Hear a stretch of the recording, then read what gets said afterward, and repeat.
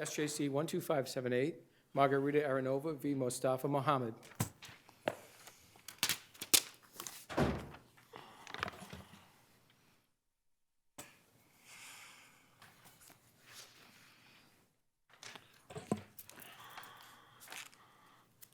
Good morning, Ms. Aronova. You will speak first. Mr. Mohamed, you may be seated, and you'll speak second. And you have 10 minutes, Ms. Aronova. Good morning. If you keep your voice up so we can hear. If you'd speak up. Speak up, okay? Yes. Okay, thank you. Good morning, one more time. So I would like to bring this case to Supreme Court in Boston to ask the judges for extraordinary right to appeal the judgment from Falmouth District Court. Since the judge from Falmouth District Court denied report the issue of law. So this appeal, decision of judgment in favor of plaintiff Mustafa Mohamed from April 24, 2018, and also May 30 of 2018. I do not believe this was a fair judgment by the court in this case, and I should not have been charged with triple damages of, I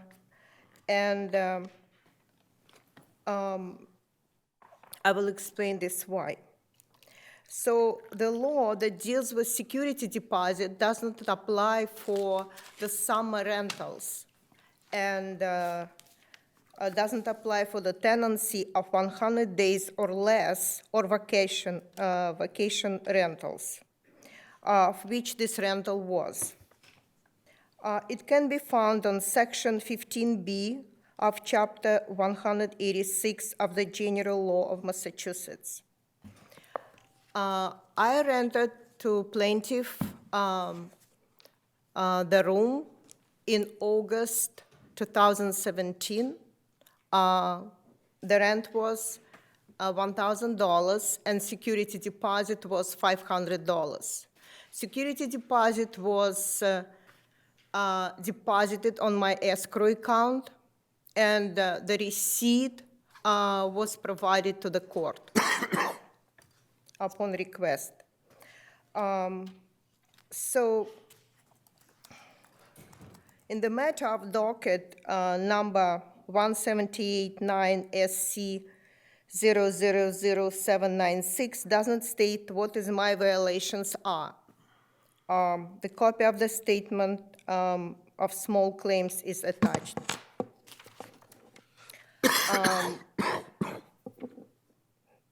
So as I said, so security deposit was deposited on escrow account.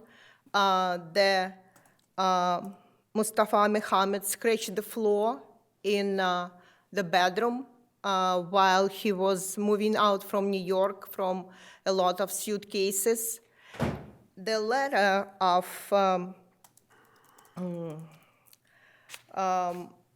from former federal employee, which stated of the condition of my house and the floor in the bedroom, wasn't even considered. In spite of this person devoted almost 30 years working for federal government. So the judge said on appeal court, the judge said, so he will not reverse what the former judge had ruled on, so whatever I was able to say was not even considered. Plaintiff was aware of the damages on the day when he moved out on September 1st, by verbally, by text messages, and then by letter. The damages were on the floor, scratches the floor in the bedroom, and the pictures of the damages was also provided. I have invoices from contractors who give me the estimate which was substantially higher than security deposit. So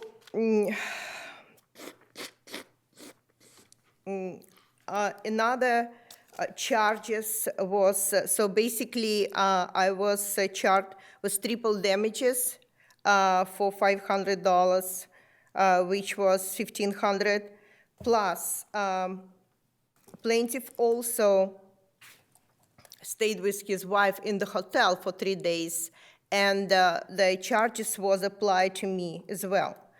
And I don't believe I have to pay for his stay in the hotel with his wife.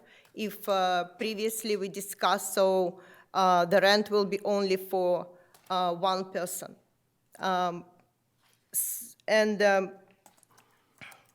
I also attached the exchanging text messages, which prove, I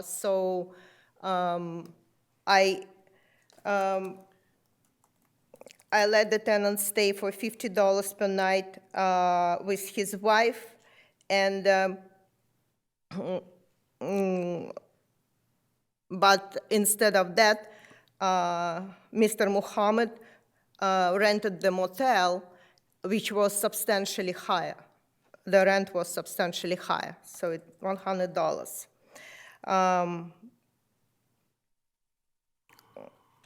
So therefore, I didn't believe I should have been assessed the hotel room charge for his wife. On the hearing in the Falmouth District Court, defendant was given about 15 minutes to speak out, and I didn't have enough time even to refute any of plaintiff's remarks. So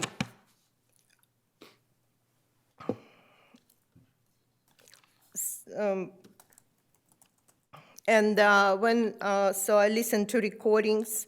It was about 5 minutes I was giving, and he was giving about 12 minutes.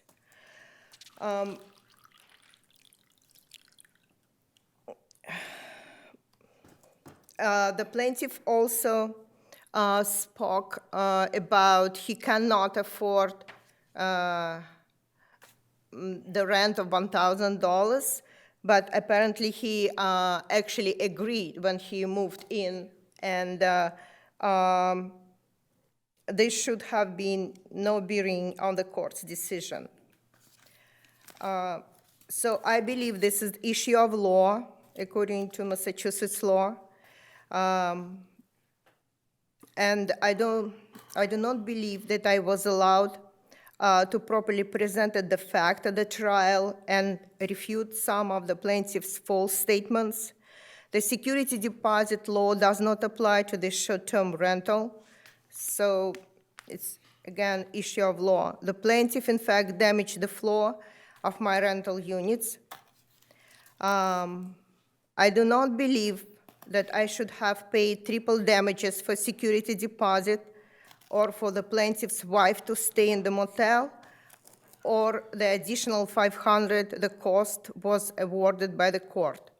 I also enclosed the fact that I did pay to the court the $2,081.43 in cash, which I would like to appeal and receive back.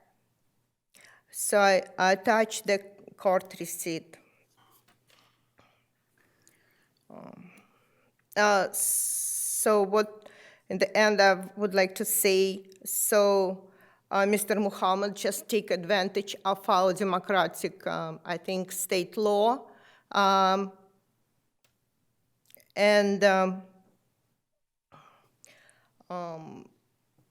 try to take advantage of the landlords. All right, thank you. Mr. Mohamed, do you wish to be heard? Yes, please.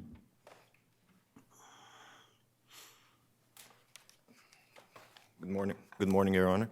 Thank you for having us.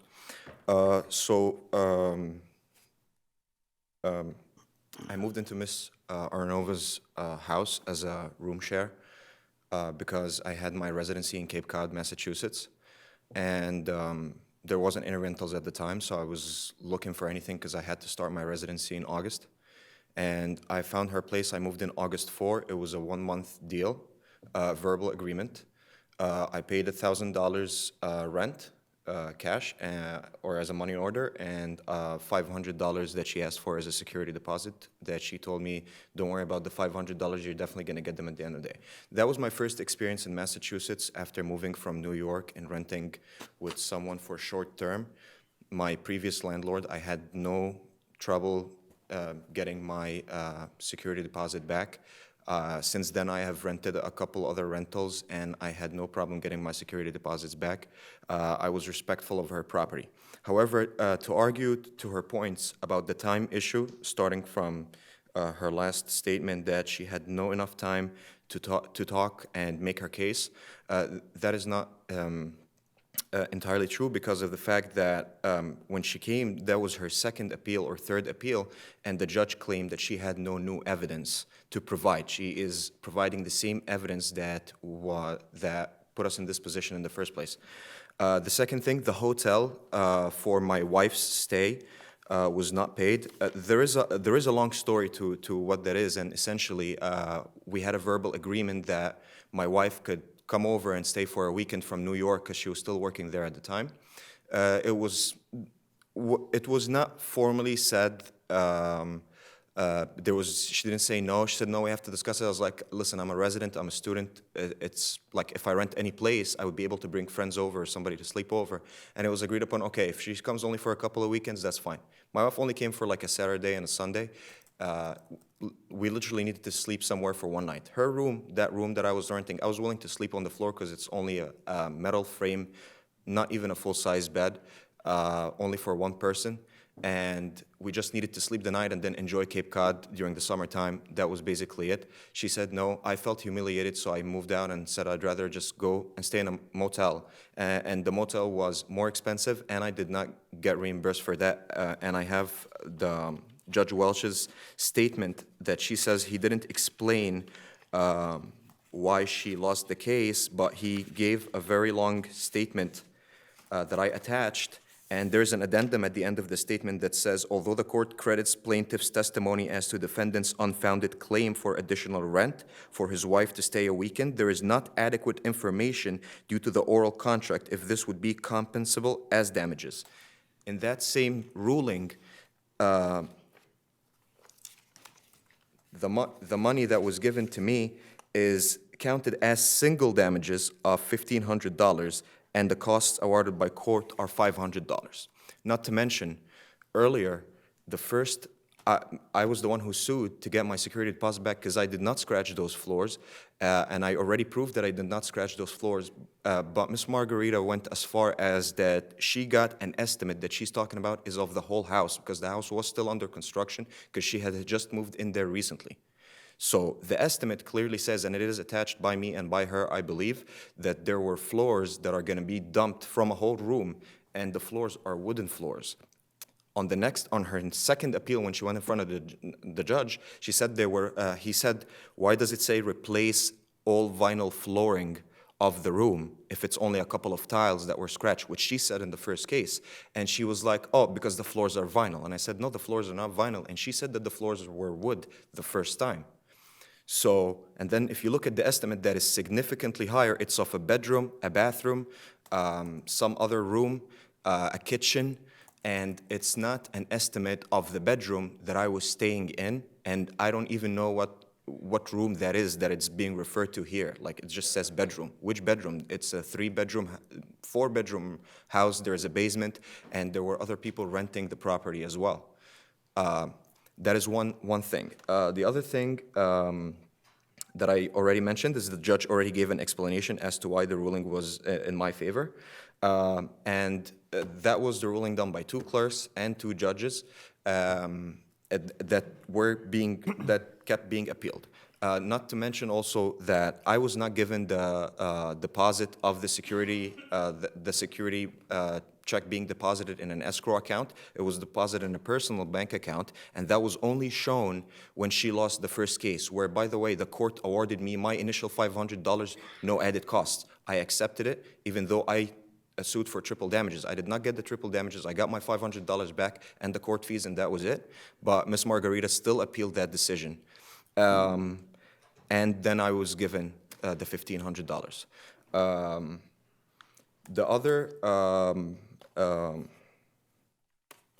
The other issue that I wanted to also address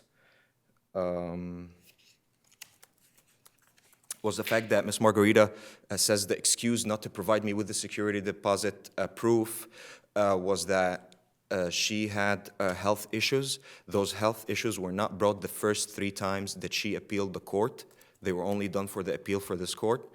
And she also provided an estimate, the person who's been working for the federal government for 30 years, who it's an email letter that was written on the 22nd of January, 2018, 10 days after I won the first ruling, approximately 10 days, less than 10 days. It was ruled on the 14th, I think. And she provided, because the judge essentially said, you have no previous pictures of the room. How did you come up with the decision that he scratched your floors? And she provided that some painter came into the house, saw me coming with my car and my sacks from New York, and he saw nice, gracious floors. That's what the email that he sent literally says. And it's stamped on the 22nd of January through the Hotmail account that was sent through.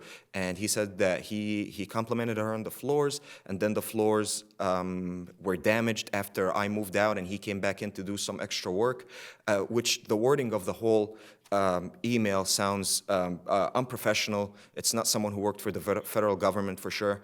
It has been written after the first judge's ruling, and there are some pictures that were provided that these scratches were definitely not in that room. She showed me what scratches she was talking about the day that I moved out, and they were not even scratches. It seemed like it was like a couple of tiles, and they had some form of the wax, just literally it could be waxed.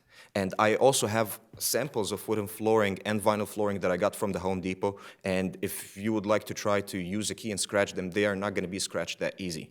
And this is the cheapest kind too.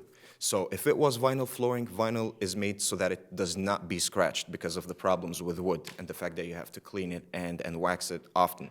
The other problem is that I did not scratch those floors. I had a backpack and a cardboard box full of pillows and cereal boxes that I used during my stay there for the month. So I think if there were any scratches, they were wear and tear, and it did not have to be this big of an issue. And if it were my house, I would never notice such a thing.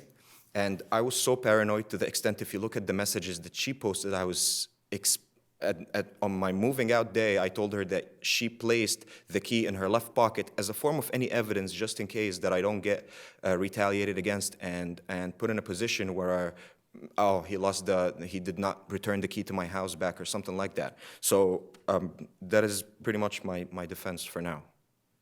All right, thank you, sir. Thank you.